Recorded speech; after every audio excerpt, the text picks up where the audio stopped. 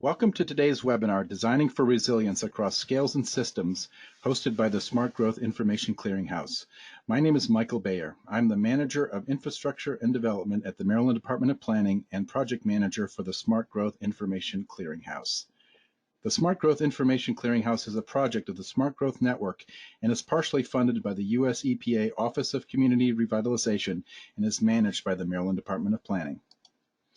In addition to hosting webinars, the Smart Growth Information Clearinghouse has a website, smartgrowth.org, that serves as your one-stop on the web for the most current information on effective growth, development, and preservation practices.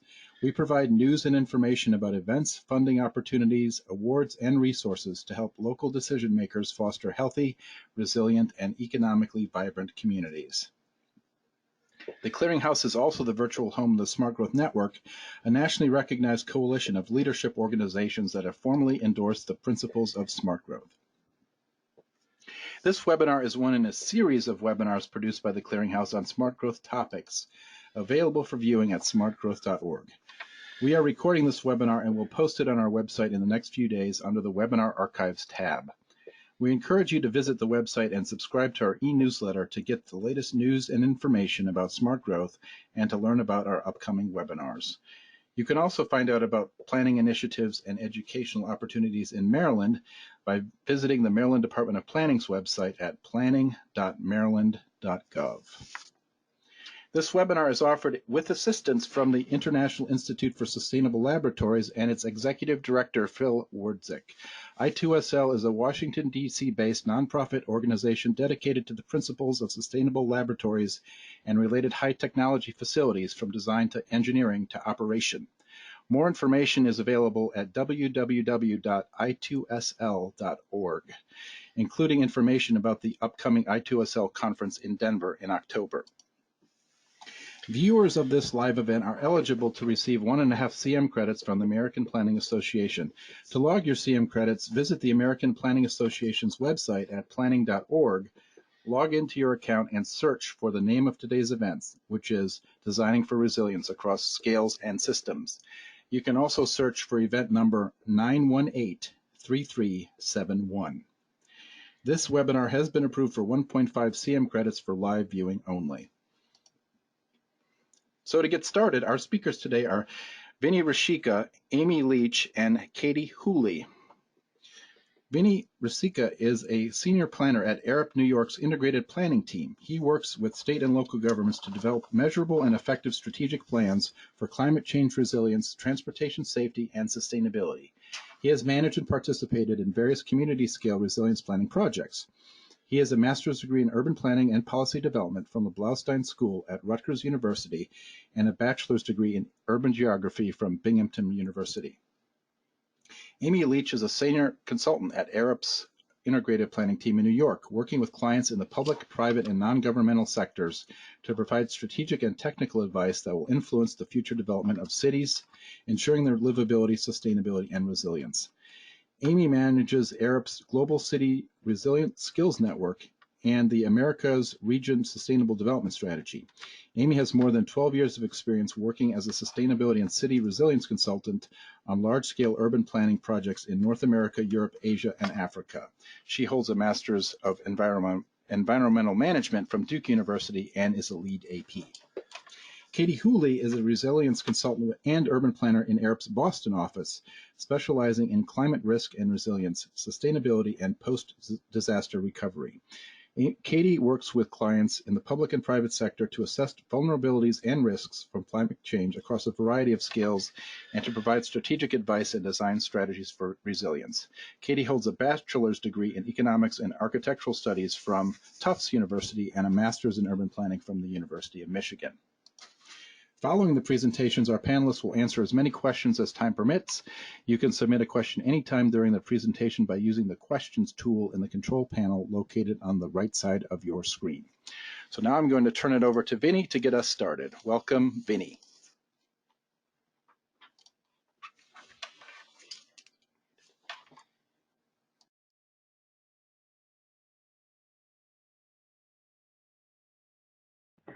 Hello, everybody.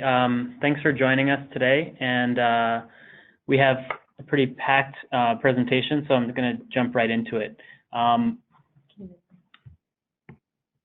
Sorry, 1 second, just trying to clear this box off of my screen. You just drag it down. That'll have to do. Okay, so we're talking about designing for resilience across scale, systems, and sectors. As we go through the presentation, we'll talk about what that means in a bit more context, but just to set the stage, when we talk about this, what we're really talking about is advancing resilience and sustainability in cities and the outcomes for people and the natural environment. So I'll talk a bit about the context for these discussions, how they kind of came about in the planning world, and then we'll dive into some examples and highlights from different scales. Amy's going to talk about the international scale and really the international partnerships between cities.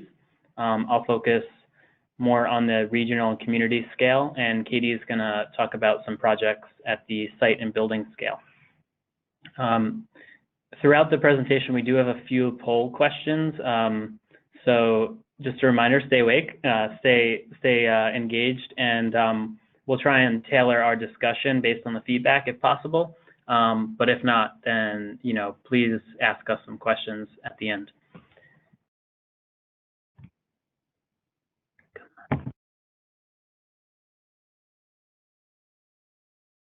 So in kind of framing this, when we talk about resilience and sustainability, we're really thinking about the complex web of institutions, infrastructure, and information that help cities thrive.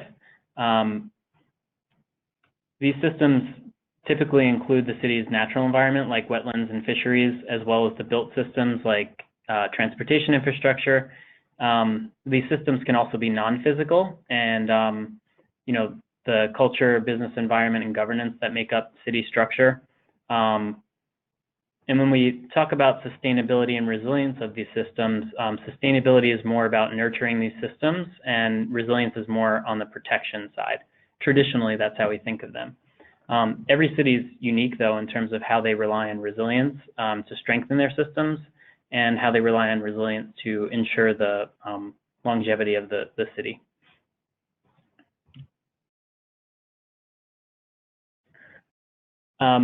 Many of these systems are located outside of the traditional city boundaries, and this has kind of led to some tension between urban and rural areas.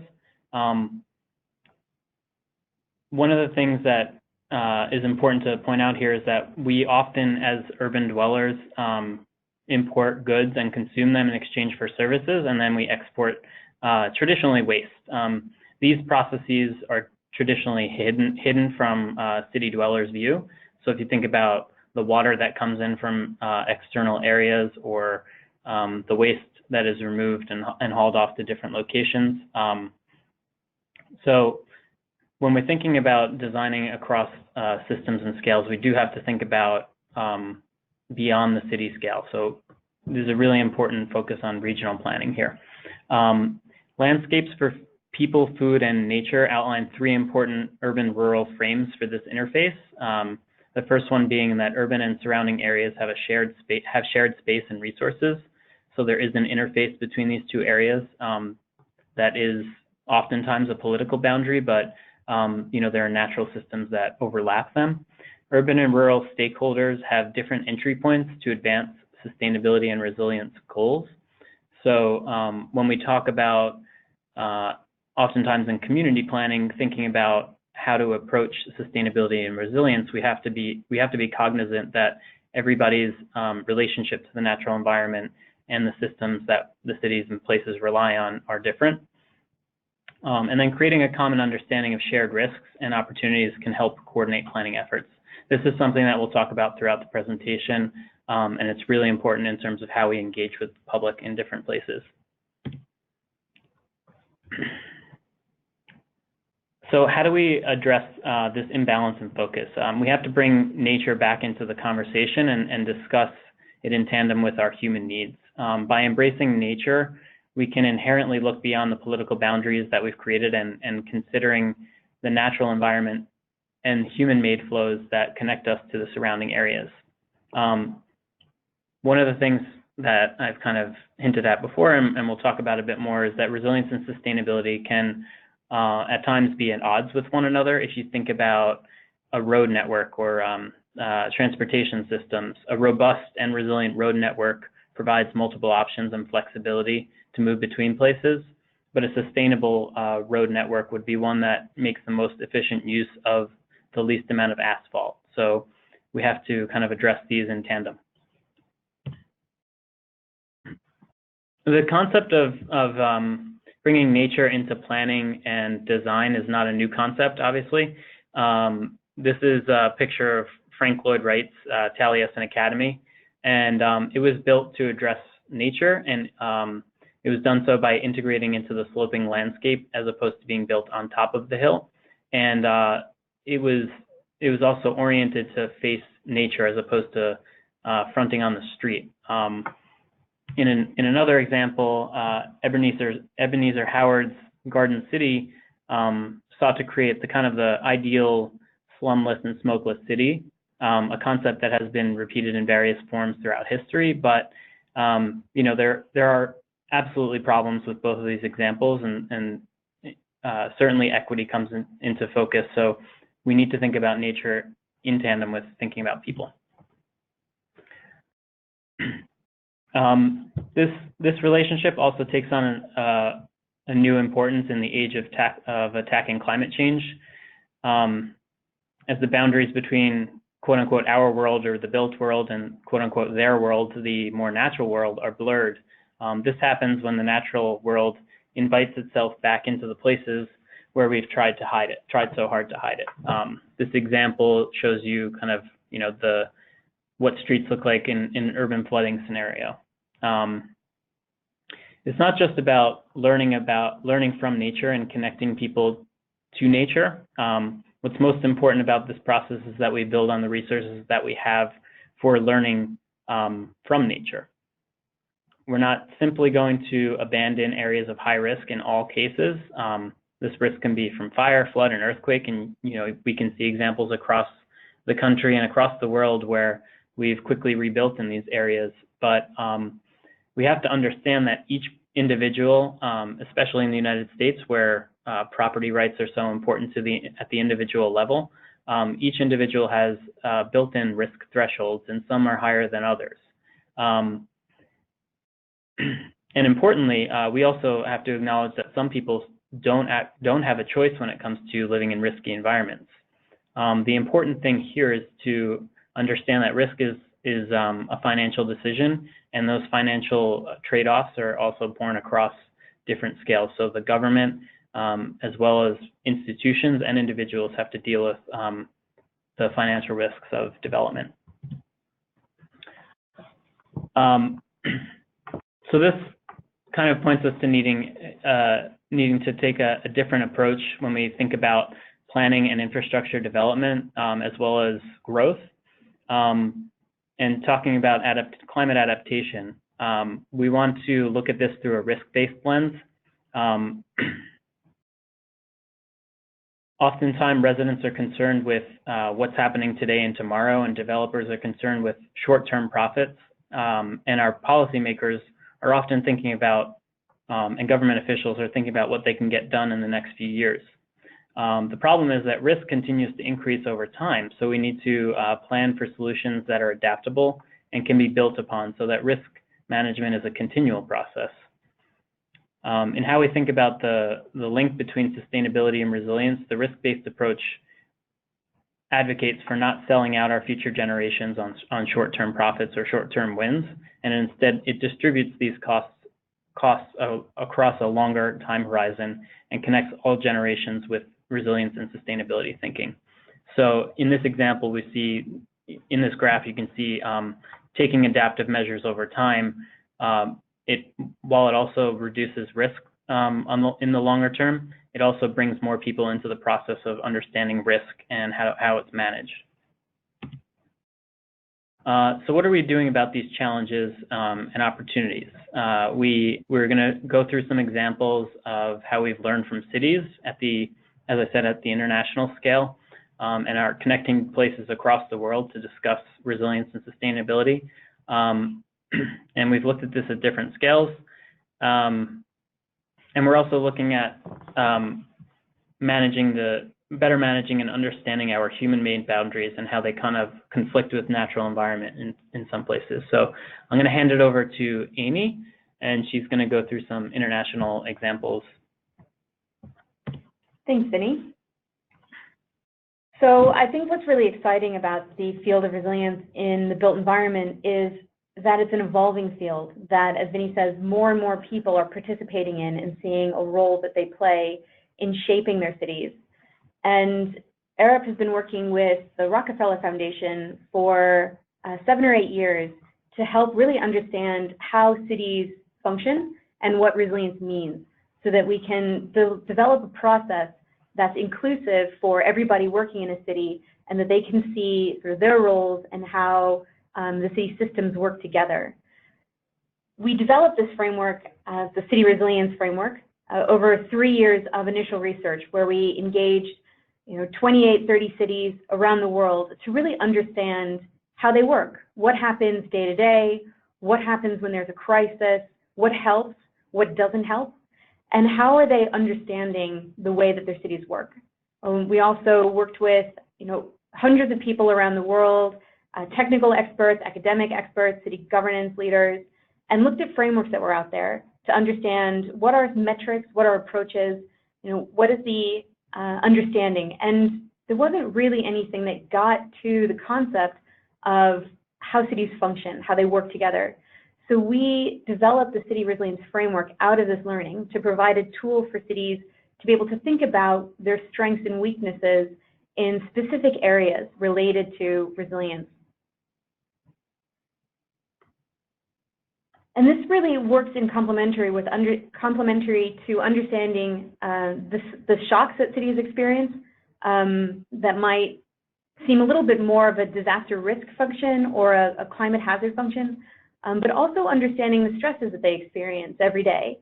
So it's looking at the impact of these shocks and stresses on how the city works in terms of the transportation, the food supply, the education, the public health care, governance, culture, all of these different types of city systems, to really understand how these work together, how they might cause cascading relationships with each other, to provide a tangible tool for all of those increasing diverse voices that are part of the resilience planning table in cities can work together. So just to give you an idea, when you look outside the window at some of the city stresses or some of the city systems that you see, Vinny talked a little bit about these, but to give a bit more description, we've identified 30 different city systems that we work through with cities. Some of these might be tangible things that you see in terms of the built infrastructure or the natural ecosystems, drainage system, utility systems, but some of them might also be non-tangible. And these are still cities that enable cities to work every day. These are things like governance or the economy, culture, systems of community. And we really wanted to understand how these work together to enable cities to do what they need to do every day.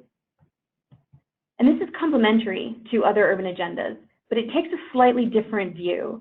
So thinking about more traditional approaches around disaster risk reduction, this is really looking at reducing the damage that's caused by shock events like natural hazards or earthquakes or terrorism or other man-made disasters. It also is slightly different from sustainable development, which is really more focused on resource use and making the best value out of those resources today to enable flexibility of use in the future. And it's also slightly different from adaptation or climate mitigation. Climate mitigation is mostly focused on reducing greenhouse gas emissions, and adaptation about sort of understanding and modifying your current practices to be able to accommodate and respond to hazards associated with climate change. But when you're talking with cities, they were really trying to find something slightly different from those, really understanding how they work. So the definition that we've been exploring with them around resilience is about the capacity of cities to function, how they do the things they need to do every day, and when there's a crisis, to really help the people, and particularly the poor and the vulnerable within those cities, survive and thrive in the face of those events. And the 12 focus areas that we identified through this are shown in the circle to the right. And this is the basis of the City Resilience Framework. And it builds off of 4 dimensions of resilience that understands the people within a city, how the city is organized, the place, sort of the infrastructure within the city. So they're also looking at knowledge and governance within the city. And these expand out our understanding of resilience beyond sustainability and disaster risk reduction to include things like the basic needs within a city, focused on health and well-being. So understanding how to keep people alive and safe and healthy. Also looking at their access to livelihoods and employment opportunities, focusing on public health as well. And if you continue around the circle down to the lower right, it's also understanding how the economy and the society within a city works together, looking at how people can live together peaceably and act collectively through strengthening community identity and connection, but also providing for security and justice and rule of law. And also how the economy within a city functions, how diverse and robust is that to internal and external shocks as well. And then moving around to the bottom left, it's looking at the infrastructure in the city, whether that's man-made or natural infrastructure, how that provides critical services to the community, how it reduces exposure to hazards, and how it protects and connects and provides to people through mobility and communication. And then at the top left, it's looking at the governance within a city, the leadership and the strategic planning. So thinking about how the planning systems are integrated within the cities, how stakeholders are engaged and empowered, and then how the leadership is looking at kind of the long-term impacts of the cities and thinking about decisions that they can take to move forward in an integrated way. And we found that the framework is very helpful as a conceptual tool to discuss and to bring stakeholders into very diverse conversations that are productive in helping cities set their agendas around resilience, sort of understanding sort of broad focus areas. But we've developed this further to also help cities measure their performance as one of the first tools that provides a diagnostic for cities to see how well they're doing in these areas. And we've expanded this to include 156 questions that cities can go through to evaluate a qualitative assessment, sort of how well are they doing in these areas, but also a quantitative assessment, which matches the city's performance against a global benchmark. So they can see in 2 different ways how they're performing. The judgment-based scenario has been very helpful for cities in understanding how they want to compare to their best selves. And then the quantitative metrics are very helpful in helping cities understand how they're comparing against peers or other cities. And then another way that cities can use this is to see where they are already tracking this information or where they might not be looking at it. And it's a data point that could be helpful for them to incorporate into their city management processes. And we've worked with over 40 cities globally to help them undertake these assessments and then feed this back into their city planning decisions. And we found that this information has been very helpful for a broad range of city stakeholders to look at how the city is functioning as a sort of a management tool for city operations. It's also helped to inform planning policy and project development. Cities have also been using this to look at how they're changing their performance over time. How are they being able to demonstrate the impact of initiatives that they're taking and to really see where they're starting to move the needle to further enhance their resilience. And it's also been a very powerful stakeholder engagement tool to help talk through these concepts with private sector, with community groups, military, faith-based. It's been a very powerful tool for getting a shared alignment and to build consensus about the needs and opportunities within a community. And the 2 circles that you see at the bottom are the illustrations of one of the city's profiles. where they can start to see a diagnostic of how they're performing against those 12 areas. And what's really interesting about this approach is we're understanding resilience as looking at how the systems within a city function. And because it's a process-based approach, the concepts are able to scale very powerfully.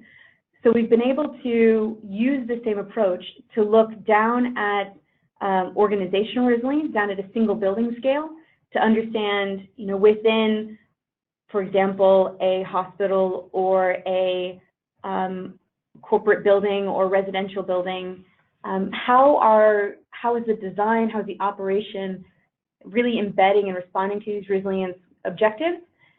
How might we look at a district scale or a neighborhood scale and building up, looking at a specific system within a city, and then building on that to look at the city overall, and then understanding that within a regional or even a national context.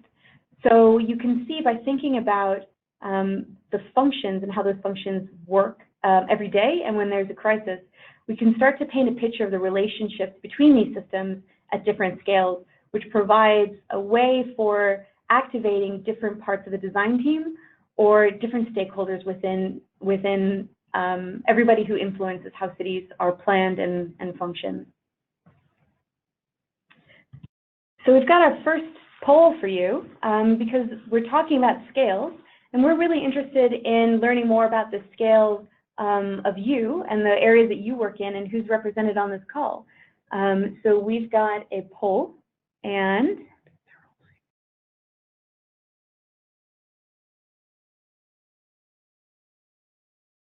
hopefully you can answer the questions.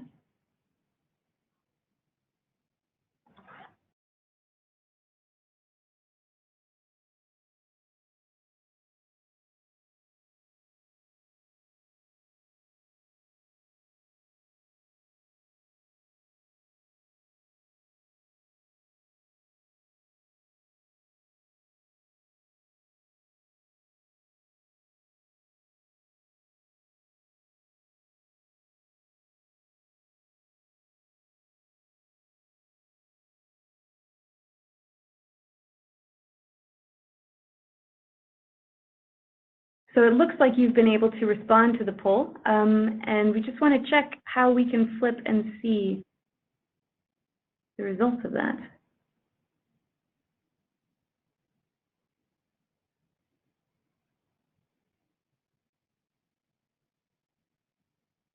We're showing the results now. So it shows that 34% said city, 27% regional, 21% district or neighborhood, 12% at site, and 7% at the building scale. Fantastic. That's a great diversity of interest areas, and I hope that these concepts have been useful in thinking about how you're approaching your work, but then also how your work touches on the edges of other city systems, whether that's at the building scale or a single system like utilities or transport or energy water planning, and then up to sort of the roles and opportunities to bring that together at the city scale.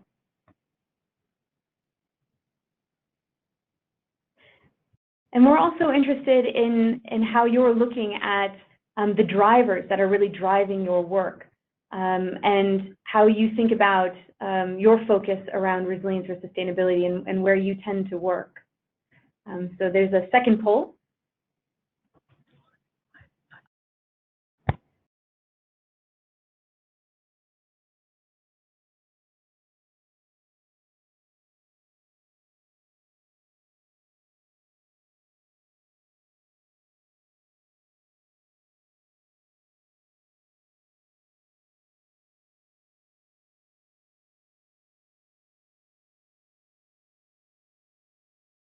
All right, so hopefully you've had a chance to be able to answer those questions. Do we have the results? So in this case, both the district's city region sustainability and resilience had about 39%, and the building sustainability and resilience had about 12 to 10%, as you can see on the screen. That's very interesting, because one of the things that we've been exploring is how the project and the broader urban context with when it's situated work together. So it's not just looking at the resilience of a single project, but it's understanding how the systems within that scale touch on and contribute to the resilience of a wider city context.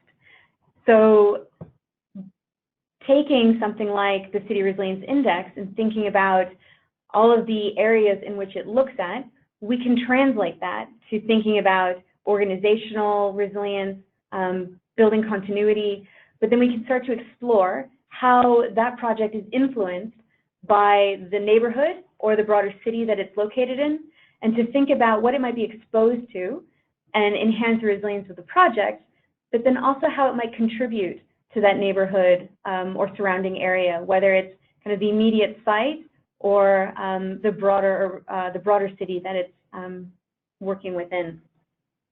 And as an example of this, we've used this thinking looking at the Hunts Point produce market in the Bronx in New York City. This is shown in pretty salmon color within the map on the right-hand side. The produce market was built in Hunts Point in the 60s and is in need of an upgrade in terms of the capacity that it serves and the environment and the technology that it uses. Between 60 to 70% of the fresh produce of New York City passes through this market every day. And you can see that there's some damage that the neighborhood experienced from flooding due to Hurricane Sandy. It also has some challenges in terms of accessibility. There's one rail line that brings produce into the market, as well as serviceability by surface roads.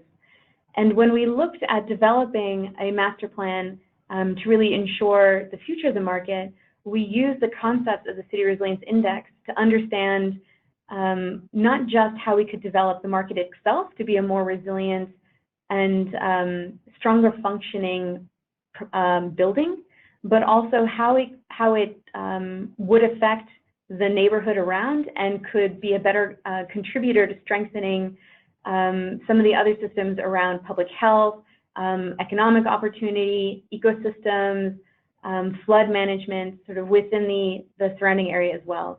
So this is just one example of how we've used those sort of broader understanding of resilience from disaster risk reduction or climate adaptation to really think holistically about opportunities on a project. And I'm going to pass back to Vinny, who's got some examples of some of our other work in this area as well.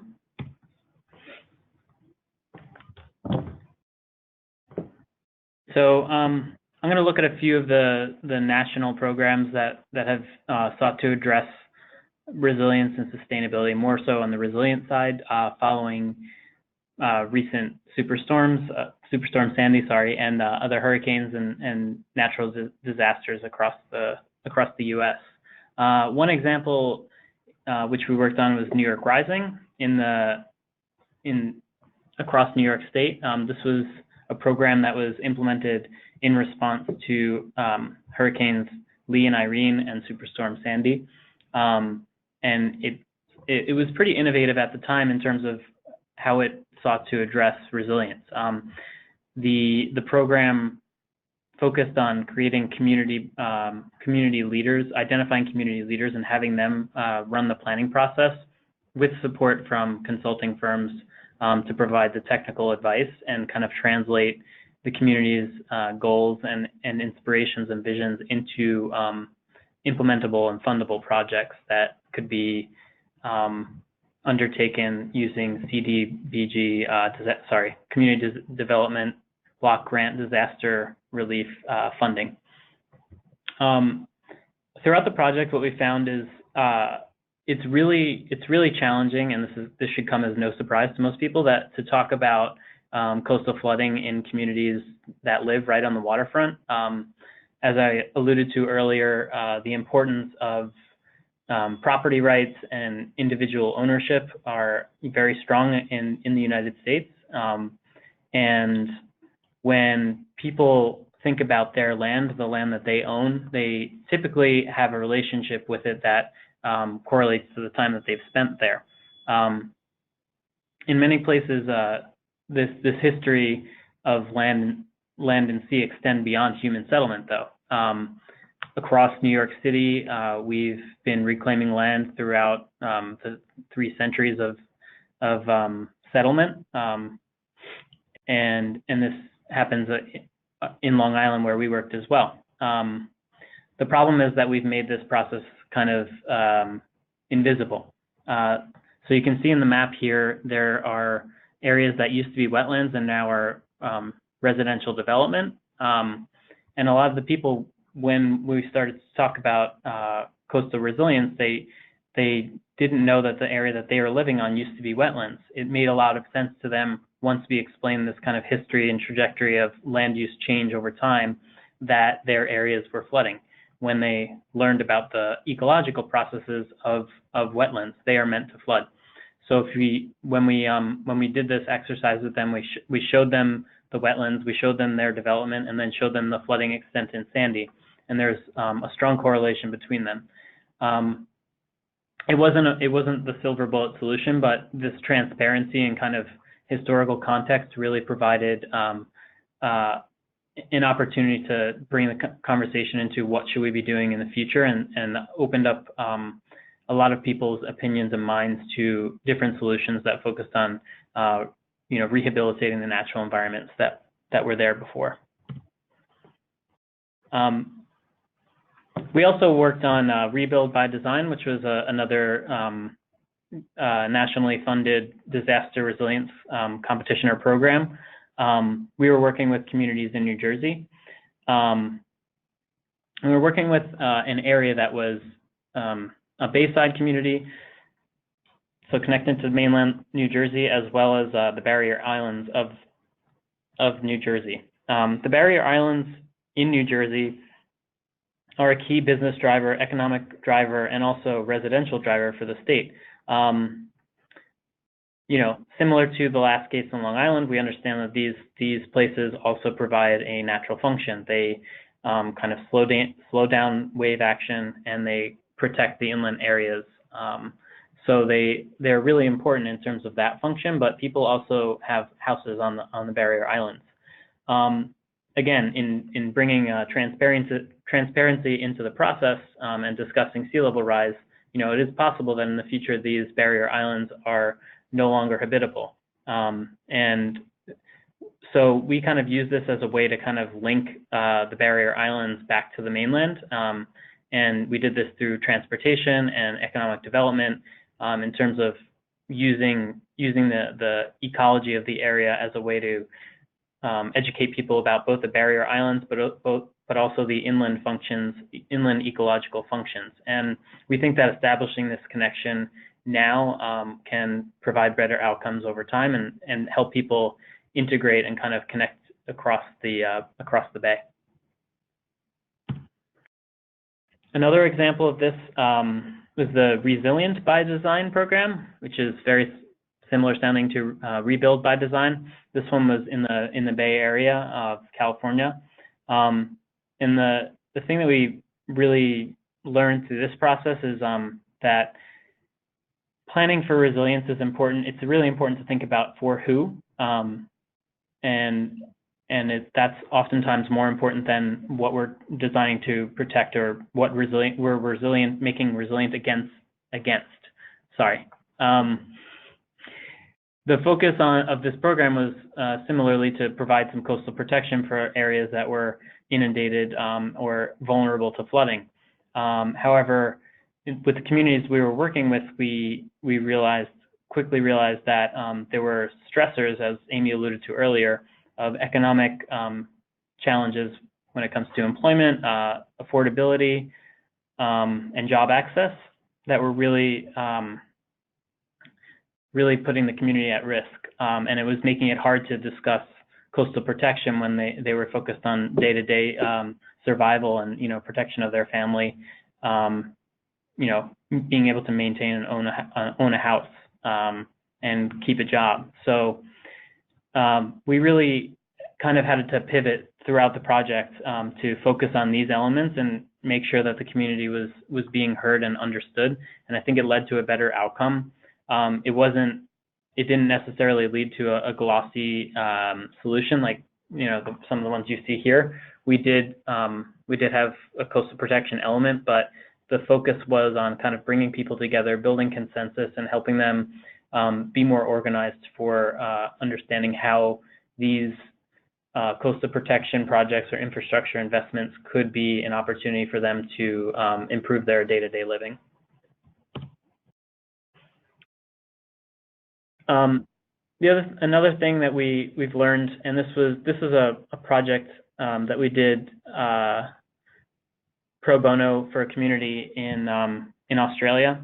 So in Victoria, there was a Black Friday fire, which was very devastating for rural communities outside of Melbourne, Australia. This was a small timber community, and they lost their community hall. It was the heart of the community. So this really reinstilled the importance of reflective recovery. The community was going to rebuild this community center. It was important to them. It was a small, like less than 100 people population community. This is the place that they all come together. They had weddings there. They had their town hall meetings there. They needed this building. So we wanted to understand this and honor this importance and this history, but also make sure that whatever was built was upgraded and would reflect the new code requirements for these communities that are in fire risk areas. So we helped design a structure that reflects the importance of timber. It is a timber community, connects users and passersby to the natural setting, and met the higher bushfire attack standards that the federal government set. And if we think back to the Taliesin example I showed earlier on, this is an example of what we can accomplish when we bring both people and nature into the planning process.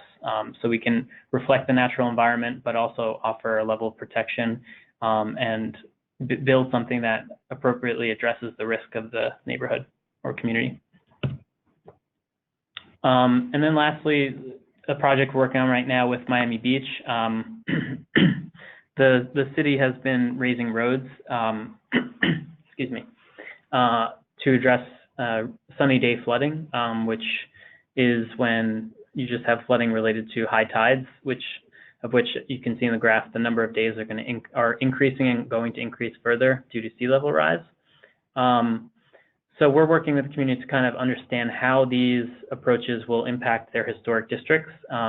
It's an incredible challenge because you have historically significant buildings in these communities that need protection, but also you don't want to diminish the character of the building or the relationship of the building to the street scale. So we're looking at a bunch of different options and solutions that will help maintain access and accessibility, preserve the character of the buildings and the block, and also ensure that they can be protected and meet the new street level when road raising projects happen.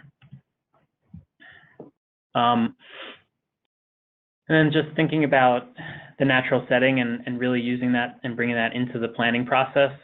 This is a project we worked on in China, in Chengdu.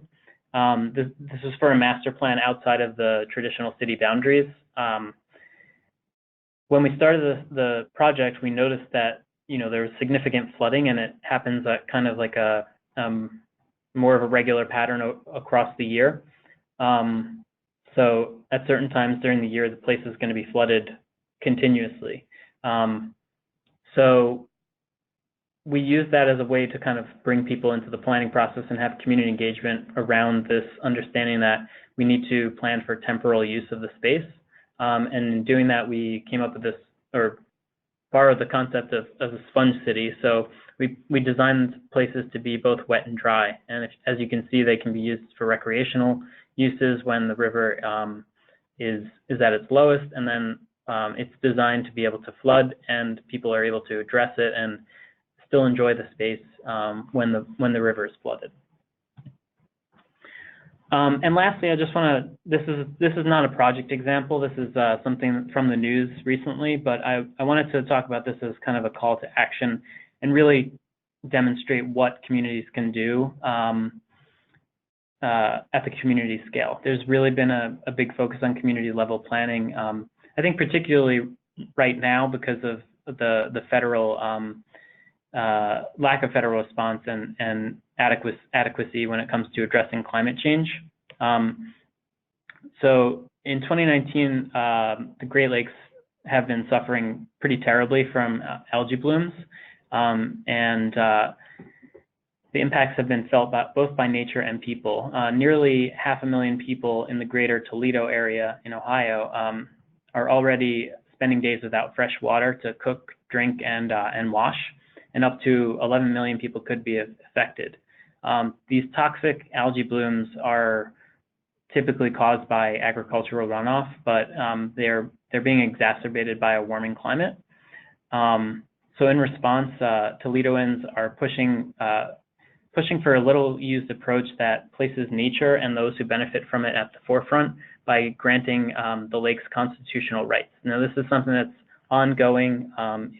It's being tested right now, and it's actually being challenged by the city and by the agricultural farm owners, but it's a process that across the world in a variety of settings, but very limited, people have granted constitutional rights to nature. This has been done in Ecuador, it's been done in New Zealand to protect rivers and trees and just natural environments that are really important. This may sound familiar. It's something that's done for corporations, and we kind of don't question it at this stage in the United States. Corporations have human rights, so they're able to be defended in court for having economic damages. So we're saying, the communities here are saying basically the same thing for their systems that they depend on, for the lakes or for rivers. They have a right to basically not be deteriorated and to be able to continue to thrive. And that can have better effects for both, obviously, the natural environment, but also the people who depend on these areas for drinking water, for cleaning and everything. All right, so I'm going to turn it over to Katie now. Bear with me while we change over to Katie. Okay, thanks, Vinny. So Amy and Vinny just laid out a pretty great overview of what resilience means and how we should be thinking about some of these concepts. So I'm going to take a few minutes to dive into some case studies across different sectors of what does it actually mean to start designing for resilience and what are some of the strategies that we can start to implement. So I have 3 case studies. One is a public housing project, one's in a commercial office redevelopment, and then a laboratory facility. So let me see if I can get my slides to change.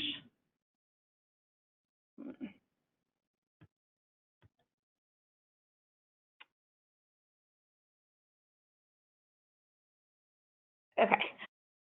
So just to start off, I wanted to talk a bit through the process that we typically use when we start a project and start to think about resilience.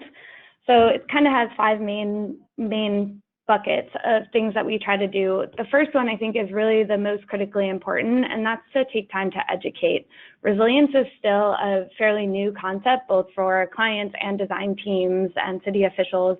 So really dedicating time up front to talk through what resilience means, what are the things that we should be thinking about on the specific project that we're working on, and make sure everyone's on the same page, both the designers that are going to be designing the project, but also the people in charge of making the decisions so that we're all talking the same language. As part of that process, it's really important to establish operational goals for the project. So thinking about what are we actually designing for, how does this project need to operate, and under what scenarios, how far out into the future do we want to be thinking, and what is our risk tolerance for the project. And having that really clearly defined up front is really critical to making sure the process goes smoothly as you work through the project. If you don't have those clear guidelines up front, it can cause a lot of headaches down the line where you have to kind of rethink and redesign and the inputs are changing. So being really clear up front on those that piece is pretty important. And then from there, it's really kind of an iterative process, just like any design process. So you want to understand the broader context that you're working in, which can include, the regulations that a city has in place. What are the city's goals, where the project is located? For example, carbon neutrality goals, resilience plan. What are potential future changes to regulations? And then what's the context of the neighborhood surrounding the project? So are there important concerns of the community that need to be addressed through this project, and how can we make sure that the project is really integrating into the community and presenting, a vision for that community that's acceptable to everyone.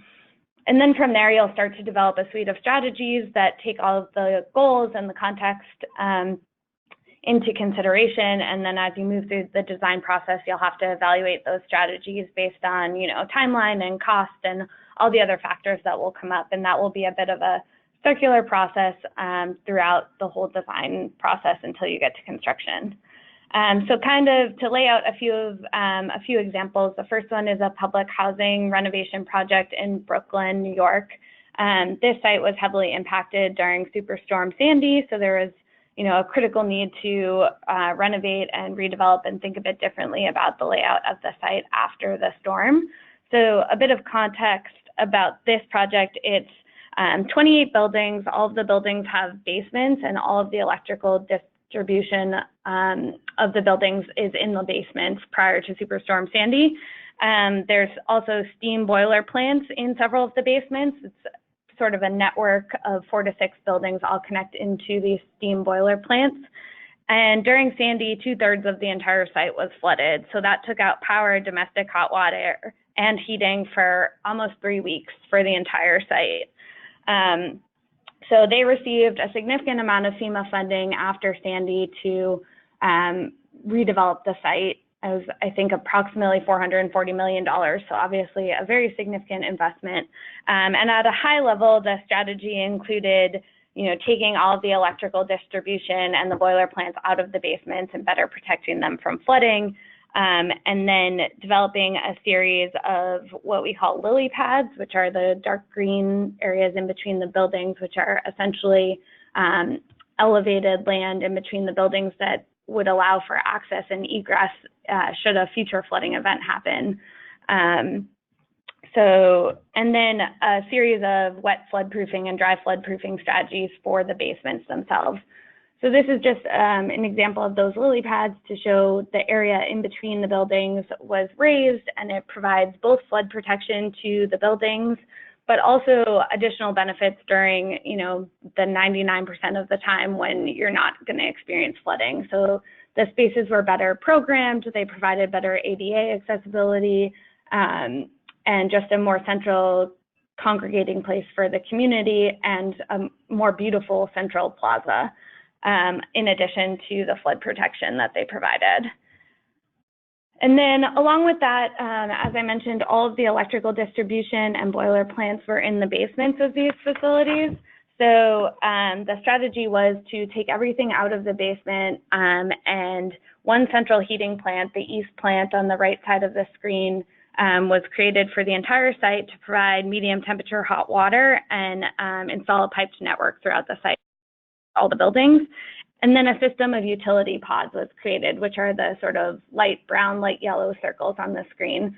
So essentially, these pods were created, one pod for every 2 buildings, and that moved all of the electrical distribution equipment out of the basement above the design flood elevations.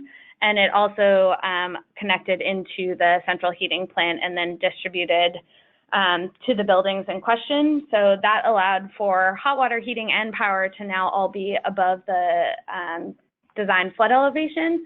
And both the east plant had the main generator, and then a backup generator was included in the west plant. In addition, there's also a series of backflow valves that were installed on the combined sewer and storm system throughout the site. So with all of that, the site is now a lot more resilient in terms of the power and heating of the site. But in addition, there were some strategies to protect the buildings themselves. So all of the basements flooded, And a strategy was put in place to both wet floodproof and dry floodproof all 28 basements. Originally, the idea was to dry floodproof every single basement, but dry floodproofing, which means you keep all water out of the basement, can be extremely expensive, especially on older buildings, because it requires very intensive structural reinforcements, because you're basically reinforcing the building against flood loads that are pushing on from the outside of the building, but they're not being allowed to balance those loads. When you let water into the building, the load kind of balances against the structure itself because the level of water is even on the inside and the outside of the building. But when you dry floodproof, you're just keeping water on the outside of the building, which puts a lot more pressure on the structure. So there's a lot more reinforcement, which can be very expensive in specifically in older buildings. So due to that, we decided to only dry floodproof 6 basements of the 28. And those were chosen because they still had some critical operations in those basements. So in one case, there was a woodworking workshop or some maintenance and offices in the basement. So those ones were dry floodproofed. The rest of the buildings were wet floodproofed, which essentially means that you allow water into the building, you increase the pumping capacity to get the water out as quickly as possible, and you elevate all of the equipment that's left in the basement above the flooding elevations, either by moving it to the utility pods that I previously talked about, or elevating it to a higher height within the basement itself. So that's kind of the high-level overview of that particular project. That one is sort of a unique context because it was after a storm and obviously had a significant amount of funding, but it also was a residential facility. So in terms of thinking about different sectors, there's more critical concerns related to a place that people are living as compared to an office building, which is the next example I'm going to talk about. So in that case, we really needed to make sure that the site was operational throughout a storm. So there's a significant amount of backup power and redundancies in the systems that were built so that people could stay in place if needed during a storm event and have all the services that they need. Alternatively, when you talk about an office redevelopment, it's often more of a situation where people aren't going to be there during a major event. They're probably going to work remotely, and it's more about protecting the buildings and the equipment and the infrastructure and making sure that you can reopen quickly after an event. So this is a current project in Boston. It's located in the Seaport District, which, as to build off what Vinny was saying earlier, that's a portion of Boston that is built entirely on fill. So it was originally part of Boston Harbor and has been filled in and developed over the years. So when we look at flood maps for that neighborhood, the majority of the neighborhood is expected to be underwater during a future flooding event. And that's largely tied to this connection between nature and the built environment. So to walk through the processes for this project a little bit, there's a lot of context in the city of Boston right now. The city has been a leader in thinking about climate change. It's a member of 100 resilient cities, the C40 cities. There's a Climate Ready Boston, which is its resilience plan. There's a carbon neutrality goal by 2050. And there's a very active network of institutions, nonprofits, and community leaders that are really pushing the city on climate change right now and trying to work together to think about how we can protect the city and in particularly protect it from flooding. And then on top of that, Boston recently became a majority minority city. So Boston is a city that has a bit of tension on the equity side, and is still very much segregated. When you walk around downtown Boston, you wouldn't necessarily know that it's a majority minority city because of the way the city has been segregated over time. And so that particular tension, the equity tension, is very relevant in the Seaport District where this project is located, because that area of the city remained largely undeveloped up until about 15 to 20 years ago. And has just been developed within, the last 15 to 20 years. So there's been a lot of questions about how we developed the site, both from a resilience perspective, but also the forethought that the city gave to kind of using it as an opportunity to think about the equity concerns within the city. So the slide I have up right now is an image from a Boston Globe series by the Spotlight team specific to the development in the Seaport District. And this first slide in the forefront, you can see kind of a largely undeveloped Seaport District with the downtown of the city in the background. And says the city had a rare opportunity to build a new neighborhood for all Bostonians. And then when you go to the next slide, it says instead it built the Seaport. And you can see all the development that's happened over the last 15 years.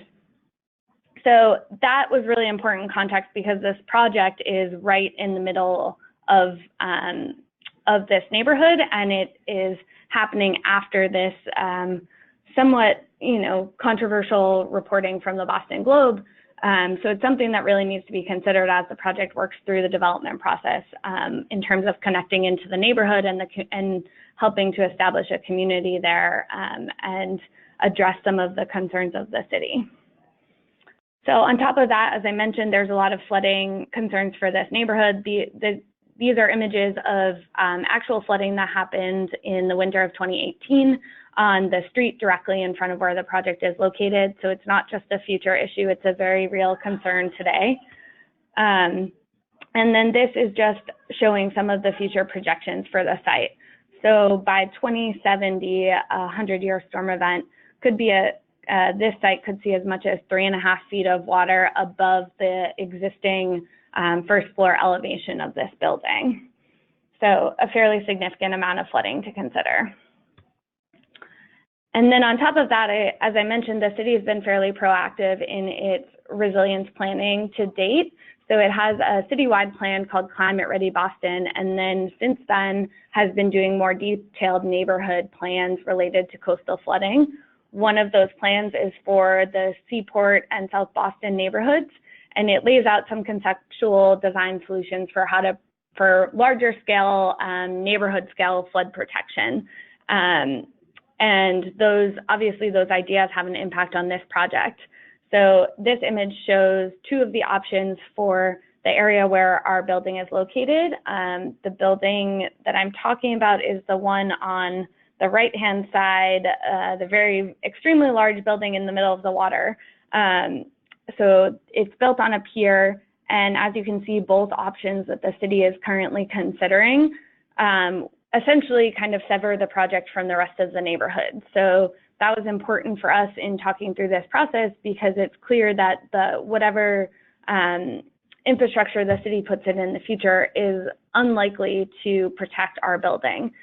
So we need to really be thinking about how we can design the building more resiliently.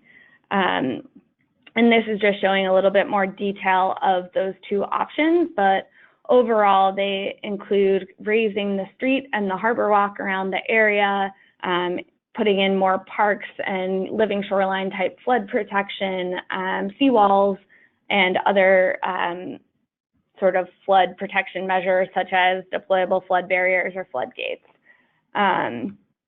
So with all that in mind, that's kind of the scene that we set for the project team and the client in the beginning to talk through what are the things we really need to be considering at this site, and then what are your goals? Taking all of that into account, what do we really need to be designing for? So as I mentioned earlier, this is an commercial office building. They don't really need to be fully operational at all times, but they do have some really critical services that they provide. So it's very important that their servers are protected and all of their equipment is protected, and that the building can get back up and running very quickly after a storm event. So we landed somewhere in the middle of this timeline in terms of operational goals, where it was really assuming all employees and staff would work from home during any sort of major event, that we would design a strategy that would fully protect the building so that there would be minimal damage and that it could essentially reopen right after a storm, barring any, major other issues that might be outside the building's control, such as, utility and infrastructure challenges. So also as part of this discussion, we had to define how far in the future we want to be looking at. So are we designing for 2030, just 10 years down the road, 2050, 2070, 2100, how far out do we want to be looking, and how, where does their risk tolerance lie in terms of how much risk they're willing to take on? And then what type of storm event are we looking at? Is it a 100-year storm, a 1,000-year storm, somewhere in between? So those are the types of conversations we had to have to really set clear guidelines for the design team as we moved forward. And ultimately, we landed on designing for the 2070 100-year storm predicted flood elevation. On top of that, this strategy really focused on flooding, given the location of the project on a pier in the middle of Boston Harbor in a very flood vulnerable neighborhood. That was clearly the highest priority.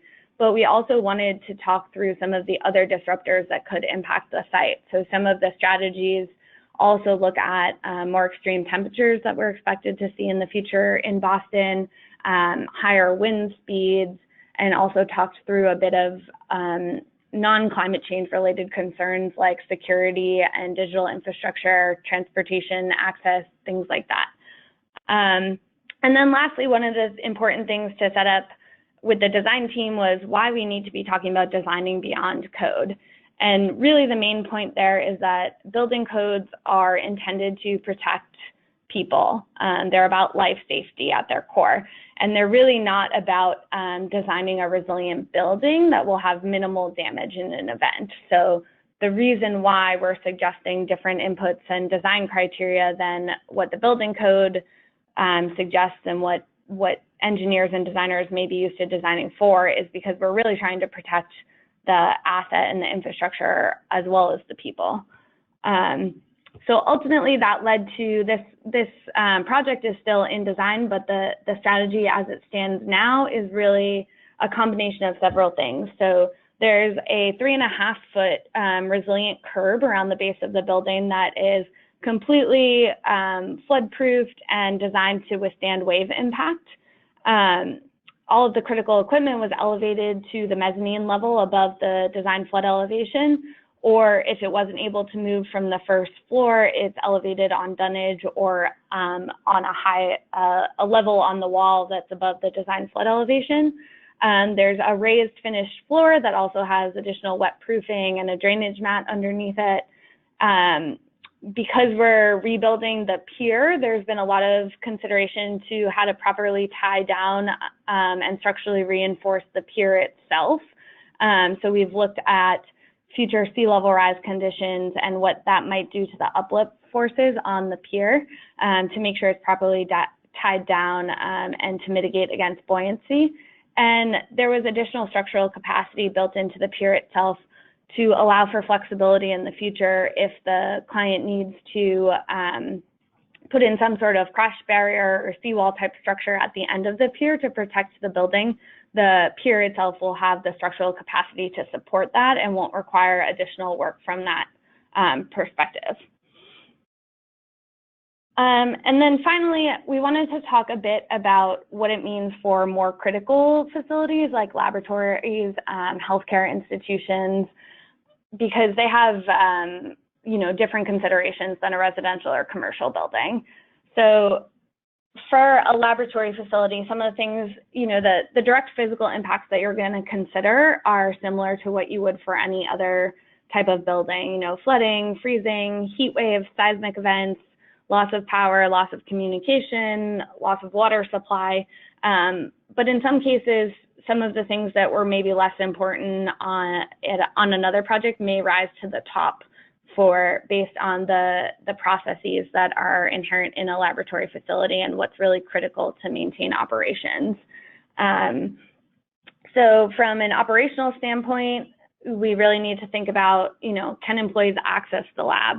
A lab is a type of facility that probably needs staff 24/7 to maintain certain processes and make sure everything's going, though, that you don't lose any critical samples or anything like that.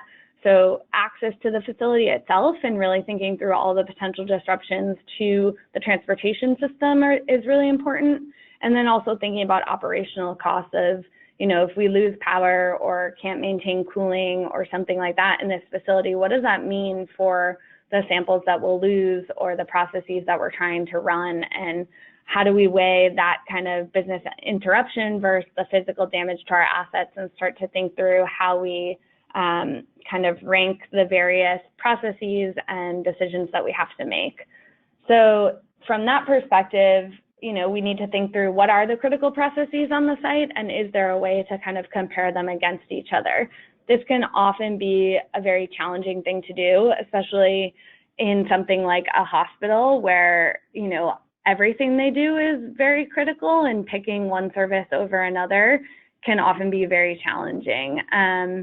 So really thinking through and setting up a clear process for how you kind of decide what is the most critical to maintain and what maybe can slide a little bit in an extreme event is important, and will take a lot of time to really get everyone on the same page for that. There's also other things to consider, like, is there a data center on site? Are there animals that you're maintaining at the facilities? What does the hazardous waste and biocontainment facilities look like? And can certain processes shut down, or do they need to keep running? So with all that in mind, I just wanted to quickly run through a case study from Puerto Rico with Hurricane Maria. Puerto Rico has 50 pharmaceutical manufacturing sites, including Amgen, which is the one that I'll talk a bit more about. And it's a highly critical component of the global drug supply chain. On a per dollar basis, the US uses more drugs from Puerto Rico than any other location in the world. And to Puerto Rico itself, this sector is really critical. It employs 38,000 people and is approximately 30% of their GDP.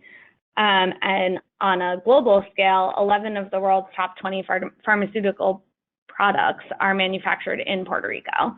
So aside from, this kind of crosses all scales that we've talked about, in the sense that, the company itself wants to maintain their operations and protect themselves and their employees. But also the island as a whole has a vested interest in this industry. And then globally, there could be massive drug shortages if this industry can't survive when Hurricane Maria hits. So when Hurricane Maria hit, as I'm sure you're all aware, there were massive implications for Puerto Rico. The island was devastated from flooding, mudslides, flying debris. Tens of thousands of houses and roadways were destroyed. They lost all power and communications, in some cases for close to a year or maybe more. Transportation access, not just roadways, but also airports and the ports were significantly disrupted. And for the pharmaceutical industry, one key thing, the supply routes, especially for gases like oxygen, were highly disrupted, which was a critical component of their processes and highly important. So Amgen in particular weathered the storm fairly well, actually, when it was all said and done, and were able to maintain a large portion of their operations, and their facilities weren't too heavily impacted. But in terms of their response after the storm, their number one priority was really tracking down their employees and assessing their employees' needs. And that took nearly a month to find everyone, and included knocking on doors at the end to find the last few employees. And I think this is a really important point to think about. When we talk about resilience, we often talk about the physical impacts and the infrastructure. We don't think always about the company's need to make sure its people are okay, and that people are critical to the processes that the company is running. And there are mental health issues. There are all sorts of things that people are dealing with after an event like this. So really making your people your number one priority is extremely critical to the resilience of your organization. And they really saw that. They saw the impact it had on their employees, but they also saw a desperation from people to return to normal life. They wanted to come back to work because they wanted some semblance of structure. They wanted a break from the chaos that was happening in their home lives. So they actually saw a lot of people returning to work and using it as kind of an oasis. But a large part of that was because they were able to maintain their infrastructure, and Amgen was able to provide hot showers and meals, air conditioning, and it had a small gas station on site, so people didn't have to wait in line at the main gas stations around the island, and even had washers and dryers and allowed staff to wash up to 2 bags of laundry a week.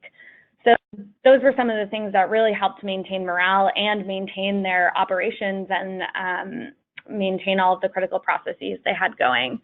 So one of the major issues they had was getting supplies in and pharmaceutical products out because of the impacts to the ports and the airports. In addition, there were a series of things that happened after the event itself for, a month to 2 months afterwards. There were, small things going on every single day. So leadership was on site 24/7 in shifts. And lastly, the island itself really banded together. The biosciences industry really banded together and started to create a network and share their supplies and their gases to try to maintain all of the critical operations that were going on. So with all of that, some of the major lessons learned from this industry were really they needed to develop a much more robust communications plan and think more critically about their communications and power systems. No one really expected for communications to be lost as long as they were, and didn't really have the infrastructure to kind of maintain that critical piece. So a lot of organizations are now getting a wide variety of communications products like satellite phones, high frequency radio, satellite dishes, et cetera, so that they have a variety of backup. They're also creating business recovery plans related to communication with their headquarters and other industry partners that they need to keep in touch with. And that even includes things like printing out hard copies of operation plans. No one expected to lose access to servers or the internet, so they always intended to rely on printed copies of plans, but they didn't actually have those printed out when the storm hit. So in Amgen's case, they actually were printing plans in California and flying them to Puerto Rico on a fairly regular, almost daily basis in the beginning, so that the operations could continue. The government also establishing a more centralized location for aid and government entities so that it's kind of a one-stop shop in a disaster and everyone can go to one location. They talked about shifting emergency supplies to a different port location in the future to try to avoid some of the impacts coming in from the ports. And then having more robust power systems, so installing cogeneration plants and additional generators. And then the other thing that's really interesting from this case study is that several officials actually admitted that despite the fact that FDA requirements are fairly onerous and there's yearly inspections that people complain about a lot, because of that really stringent process, they were able to weather the storm very, very well because they were required to have all these plans in place ahead of time and maintain them. So it really was critical to ensuring a quick recovery for the whole sector. And then lastly, just some of the key mitigation measures, and these are really applicable across all sectors, but tying down external equipment to combat high winds so that nothing gets, picked up during a hurricane event, installing flood barriers at openings, or if possible, relocating equipment above flood elevations above the first floor, protecting your emergency generator and your fuel source, including your fuel pump so that your generators can operate, having local backups to your cloud-based systems, backing up your air conditioning systems, and then on-site power generation and increasing your sump pump capacity are some of the critical measures that a lot of these companies either had in place at the time and it helped them weather the storm, or are making more robust to prevent any impacts in the future. And then from a less physical standpoint, having really robust business continuity planning and really thinking about your people to ensure their safety and having a plan for assessing their needs and understanding the impact to their lives after an event was really critical in this particular instance. So with all of that being said, the key takeaways for kind of the more in-depth design process are, as I mentioned, just dedicating time to education and making sure everyone is really on the same page about what resilience means in the context of the project and what we should be designing for, and having really clear project goals to facilitate that throughout the process. The other key pieces being having continuous engagement throughout the design process. Often we establish these goals up front, and then we just assume everyone's designing in the same way, and we go on with our process, and then we may get 6-8 months down the road and realize that people really weren't as clear on the resilience goals as we thought they were. So making sure there's check-ins and there's someone dedicated to really checking in throughout the process to make sure that we stay on target with the resilience goals is important, because this really is a new concept and a lot of people aren't used to designing in this specific way. So there may be questions that come up or things that happen throughout the design process that we need to be keeping on top of. Developing flexible solutions, specifically when you talk about climate change, the future is uncertain and we don't necessarily know the level of impact that will happen in the future. So designing solutions that can be adaptable in the future if things change from what we envision today is really important. And then lastly, really considering the broader context, and that includes everything from the utilities and transportation systems that service your site, the supply chain and business continuity concerns, issues related to staff and employees, and then the goals of the city, how this fits into the community, thinking about equity concerns. There's a lot of things that play into making a project truly resilient. So really making sure you have that bigger picture view of the project and how it fits into all those pieces is pretty important. So with that, I am going to turn it back to Vinny to wrap up, and then we will take some questions.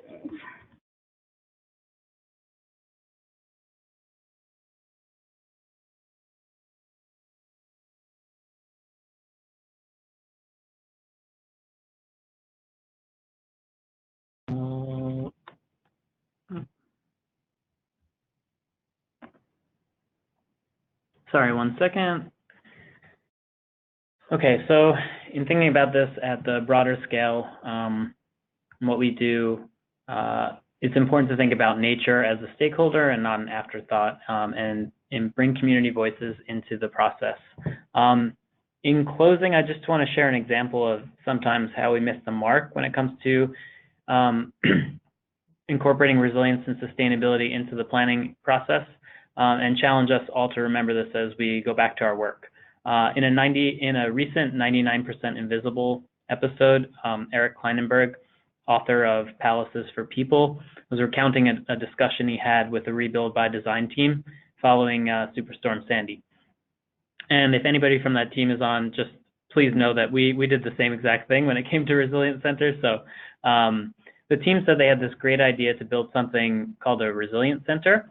It would be a nice building in a vulnerable community, and it would be open as much as possible. It would be spacious and have flexible uses, and it would be staffed by personnel who are aggressively welcoming. It would have programming for kids and older people, and there would be Wi-Fi for caretakers, and it would be this amazing new institution for communities. And Eric's response was, "Wow, that's amazing.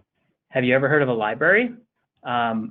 So it's just a reminder when we think about the planning process, we don't really have to start from scratch. I know it's very tempting, especially after a big disaster, when a lot of our communities are in disarray, and there is all this federal money coming in to help us rebuild. But we have a lot of capacity across our systems, from the natural systems to the human systems to the institutional ones and the social ones. So let's just try and remember to leverage all that information and bring people into the process, and just be as transparent as possible when we can.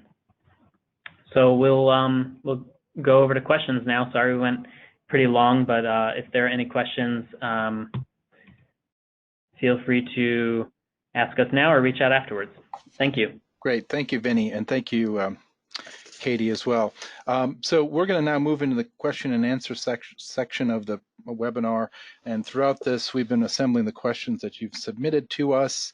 You can continue to submit them. And I will ask the panel if we can go a few minutes over, since we're pretty close to 2:30 already. Yeah, that works. Good for you all. And I think you all are going to put your webcams on so we can see you.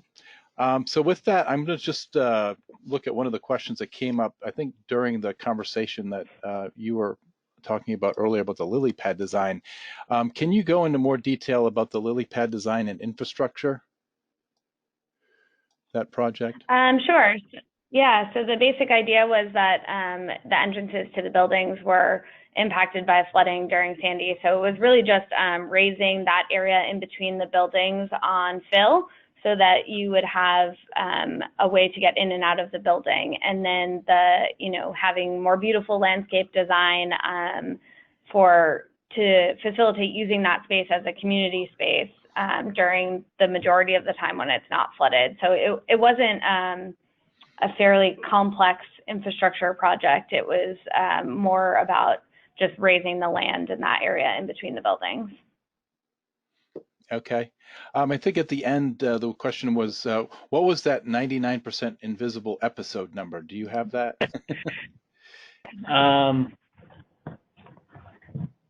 I'll have to look it up, but I think it was probably called Palaces for People. That's the name of Eric Kleinenberg's book.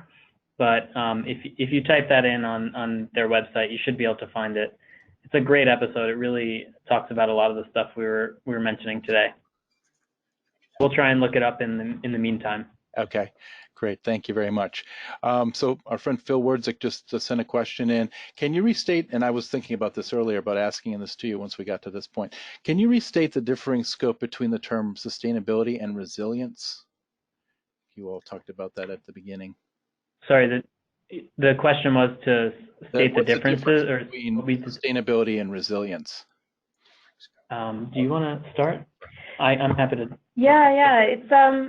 It's interesting, I think, to see how sustainability evolved as a concept within designing for the built environment, and it really took its inspiration from the ecological studies in the 70s to really sort of understand how resources are used efficiently, how to make the best use of resources that we have now without compromising the ability of future generations to access and use those resources as well. So it's thinking about closed loop system and being responsible with our operations. And then the concept of resilience that we've been exploring with cities is understanding how they function day to day. So what are the operations that they undertake? What are the things that a city needs to do every day in order to function? And then how are those functions impacted or interrupted by daily shocks or by extreme shocks, such as a hurricane or flooding event or a terrorism event, an industrial accident, something like that. But then how are they also compromised every day through the stresses that cities experience? Chronic congestion with traffic, demographic change, economic change. So really understanding how those influences impact how cities are able to deliver every day to keep people safe and healthy, to provide for access for livelihoods, to provide for functions for communities to work together and develop strong economies and strong communities, things like that. Does that help? Yes, I think that answers. Go ahead. I would also add just quickly on the climate side in particular, and this isn't 100% true, but when it comes to mitigation versus adaptation, I think mitigation is typically more associated with sustainability because we're trying to reduce the amount of greenhouse gas emissions we're putting into the atmosphere and also maximize efficiency of our resources. On the resilience side, it is more, I think, closely associated with adaptation. So understanding what is going to happen, what the risks are from climate change. Obviously, both of these things are happening simultaneously. So we need to both protect ourselves, which is the resilience side, and the sustainability side is about doing so efficiently and not impacting future generations. Okay, thank you. The next question is, have you done any work with the firestorm problem like we experienced in Northern California? I don't think any of us have specifically. Is there more elaboration on what the firestorm problem is? Is that referring to the recent fires or? Yeah, I think that what they're talking about is what's been happening in California and the West Coast where that being sort of the issue of recurring fires in large-scale areas. Mm-hmm. Yeah, I mean, we do have a fire resilience team that focuses mostly on buildings and protecting buildings and understanding what happens when a building catches on fire. The team is broadening, and they're actually bringing landscape architects into the team to look at the urban-rural interface and understanding these high-risk fire areas. The project I alluded to in Melbourne is one that has been worked on by our team in Australia. I think bushfire risk in Australia is something that they've been focused on pretty extensively and have kind of been world leaders in terms of managing that. So we're aware of this and have been working with our team in San Francisco and our teams across the Arab world in the UK and in New York and in Australia to try and understand these processes. We're currently doing more on the research side to understand what's happening and to kind of work with communities to help develop solutions, but not specifically, resilience adaptation for the buildings at this stage. I would also just add to that. So we're doing a lot of research on what is, how to design better for wildfire risk. We have a pretty big fire engineering team across Arup. But on top of that, we've been doing some work through our international development team in informal settlements and fire risk to those settlements that have a lot of overlap with some of the wildfire risks and the sort of design implications for how we mitigate those risks. So we have some really interesting projects going on right now in Cape Town in some of the informal settlements there related to some of the major fires they've seen and how we can kind of better educate and better design those types of settlements. And a lot of those lessons learned are also going to carry over into the wildfire setting. Okay, thanks, Katie. I will say that one of our audience members did note that the 99% Invisible episode was number 346. So TJ, for submitting that. Check it out. Free also plug for 99% Invisible. Yeah, just another plug for 99% Invisible. They actually have a great series. I think it was 2 or 3 episodes on designing for fire risk. So whoever was asking about wildfire, those would be some great episodes to check out as well. Okay, that's good. We'll have to check that out too. Great. So the next question is, do you have any best practices or strategies for dealing with the environmental issues at brownfield sites, particularly along railroad lines? Many mitigation strategies do not seek long-term solutions, i.e. capping sites. This is a big issue in the Midwest versus coastal developments. I am not aware of any project in particular we've dealt with that. I would say from our New York team, we really don't do much remediation work. So I don't have anything to add to that. Katie? Amy? Yeah, no, unfortunately, we don't do much with brownfields in the Boston office either. Okay, great. Okay, next question. Thank you for a great presentation. A lot of the local governance in the state I work in is at the county level. Do you think the CRI assessment would be applicable at a county scale?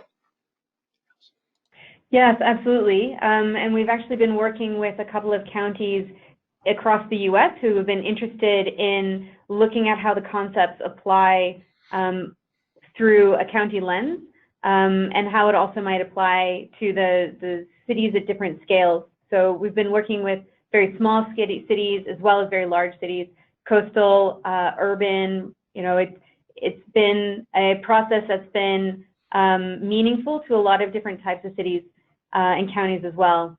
We've also worked to scale the quantitative metrics. Right now it's designed to sort of understand the boundary of a city, but we have also worked to scale that with specific partners to look at the unique setting within their own county. We've also looked at regional or even national scale changes. So for example, we were working with the Vietnamese Urban Development Agency to develop a specific lens of the CRI to look at their own context.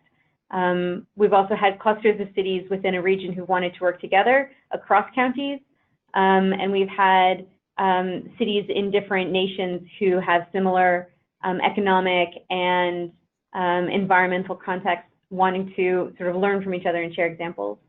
Actually, another one that we've looked at as well as cities who share different risks. So we've developed an approach for cities who are experiencing seismic risk and earthquakes, sort of understand where they have similarities and where they might be able to learn from each other with that approach. So it's, I think by focusing on how the systems work, those concepts scale very well at both a sub-city level, so district or neighborhood, to the bigger county or state or regional level. So very happy to share any information if you'd like to reach out to us, please do. Okay. And on that point, I'll ask. And also, I just wanted to add to the information on the city resilience is available for free online. If you go to cityresilienceindex.org, you can access all of the research behind it, the metrics behind it. It's all publicly available. Okay, thank you. So a couple questions related. Will you be able to give us your presentation so we could post it on the website? Is that possible for you all? Yep, sure. Absolutely. Mm-hmm. Okay. Once we post the video, we'll post that as well with that. So just a couple last questions. Can you explain how your analysis concluded rebuilding in floodplains is financially viable strategy that can be upscaled? Was strategic abandonment examined too? I think that the strategic abandonment retreat, whatever you want to call it, in Boston, people have started calling it the R word because it's not a conversation that I think we're ready to have around here. So unfortunately, it's something we need to be talking about, but it's not something that government entities are willing to kind of engage on just yet.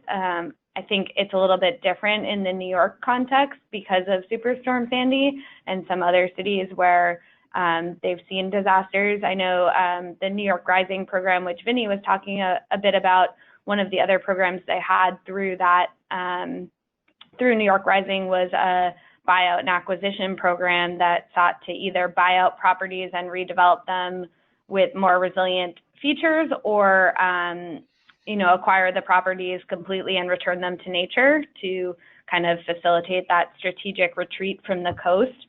I don't know that I'm not aware of any examples where we've really looked at the financial returns on what it would mean to retreat from the coast versus redevelop, or and the cost of kind of redeveloping versus trying to move people. I think that's a fairly new sort of conversation that people are starting to have, and they're starting to look at the cost of damage to infrastructure and buildings from sea level rise and flooding in the future. But like I said, at least in the Boston area, it's not a conversation that's been fully supported at kind of a policy and government level to date. So it hasn't been a fairly robust conversation just yet. No, I was just going to say, with regard to New York, right? I mean, yeah, it's absolutely a taboo topic here too. But we were able to make some progress through New York Rising because of, I think, the buyout and acquisition program, and also through some of the plans that we developed. I alluded to the fact that the communities were developing the projects that were going to be funded. There were also projects that would be kind of earmarked for later consideration. And in some of the communities, we did look at a strategic adaptation approach, and that looked at basically the three different lenses of rebuild, relocate, or retreat. Rebuild, reinforce, and retreat. So it kind of made it in there, but kind of, not very specifically. I think the important thing in going forward is really to kind of lay out the risks and have that financial decision be transparent with the community, as I was talking about earlier. People, as I said, homeowners traditionally want to get back home. They want to be in their house, and there's an emotional attachment to the idea of home. So there kind of has to be this like dual layered conversation about the trauma and the emotional impact that people are having when they go through this process, but also the financial risk that they're taking on if they do rebuild. Obviously, we do subsidize that financial risk from homeowners, and that's kind of the approach that the U.S. has taken with the federal flood insurance programs. But you know, we've seen through these storms that the program is pretty vulnerable when it comes to its financial viability. So you know, if we do expect sea level rise to increase and storms to increase in intensity and frequency, these programs are going to have to kind of adapt, and we might have to be shifting some of that financial risk back onto communities or the individuals themselves. And lastly, just in New York Rising, a lot of the communities are trying to deal with this and look at their own financial sustainability. So thinking about their tax revenue, if you move people away and you basically make the land go back to a natural setting, they look at that as losing tax revenue. So it needs to be done in tandem with an approach to sustain tax revenue or increase it elsewhere. So transfer development rights, things like that are really important. But obviously there's community issues with that too, because people want the type of housing that they have. They don't want something different in a lot of cases. So it's a complex issue. In summary. I wanted to add to that other side of the coin as well is designing for infrastructure today that we're not placing in areas that will experience risk in the future. We're doing work with Transport for Ireland, looking at including climate risk as part of the life cycle analysis for their asset management. So thinking about the systems that Transport for Ireland run throughout the country, what might be exposed to different climate hazards in the future, and to bring that into their cost assessment. We've also had conversations with clients who have asked for master planning projects in areas that are likely to experience flooding in the next 10, 15 years, and they weren't aware of that. So we started the conversation saying, you know, is this the best use of your money? Is this the best use of, you know, your tax dollars for the city government to be upgrading this master plan area?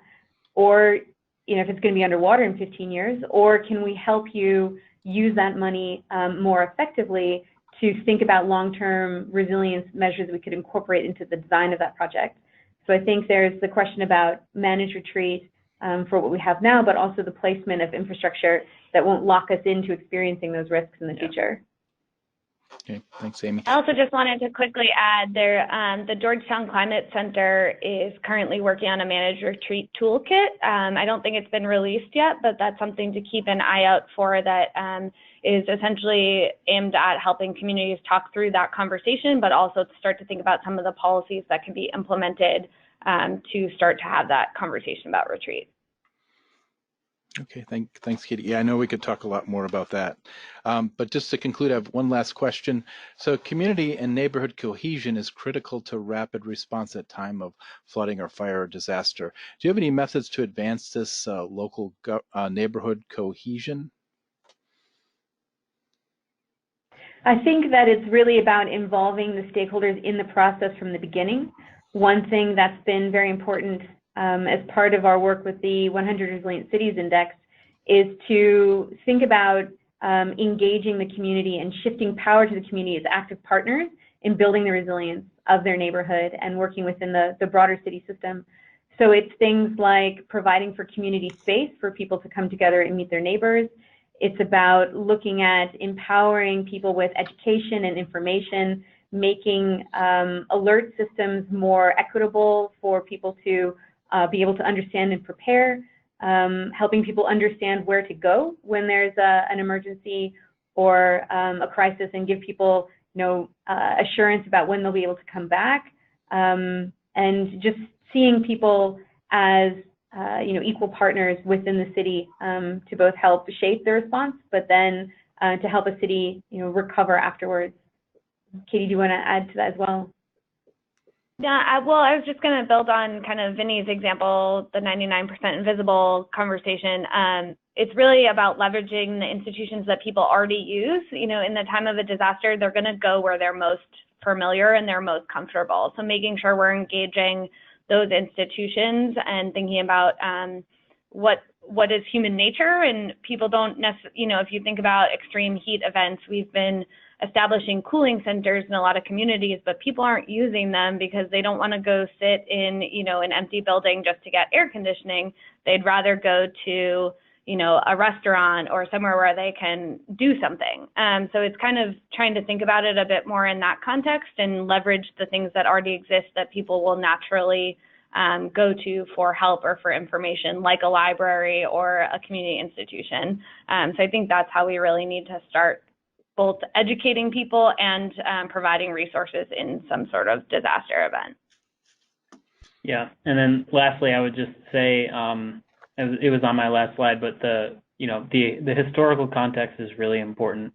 Mm-hmm. And a lot of times, especially for, you know, Arup is a big company, we're a global company, we're located in major cities, but we work with communities in outside of the cities a lot of the time. So there can be a lot of opposition to consultants like us coming into a community and telling them how they need to rebuild. So really trying to make it more of a listening process in the beginning, using you know, good principles of community engagement to listen, help the community grieve, and go through that recovery process at the individual level before you move on.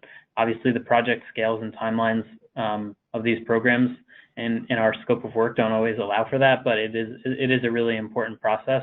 And you know, with the New York Rising project, we developed this presentation that was built around the history of the land and also history of storms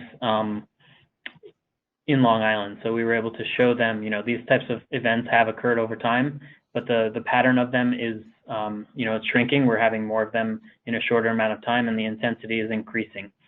We expect that to continue and to get worse, unfortunately. And the land use change is part of that story. When land uses change, it impacts how floods and water and fire move across the land. So that context is really important. We shouldn't take it for granted, and how we deliver that message, you know, is really important. We can get very technical, but trying to keep things comprehensible and pretty simple is really important too. Great. Okay, well, thank you all for this. So with that, we'll conclude our webinar today, Designing for Resilience Across Scales and Systems. I'd like to offer a big thank you to our presenters for a great presentation and to all who attended today. The complete recording of today's webinar will be posted on smartgrowth.org later this week. When you exit from today's webinar, you'll be asked to participate in a short evaluation. Please take a few moments to provide feedback so that we can continue to improve the webinar experience for you. Keep an eye on smartgrowth.org and our weekly e-newsletter for details on future webinars, and be sure to register for our next webinar, Leveraging Town and Gown Partnerships, which will be held next Wednesday, August 21st at 2 p.m. Eastern. The registration link has been posted at our website at smartgrowth.org. Have a great day.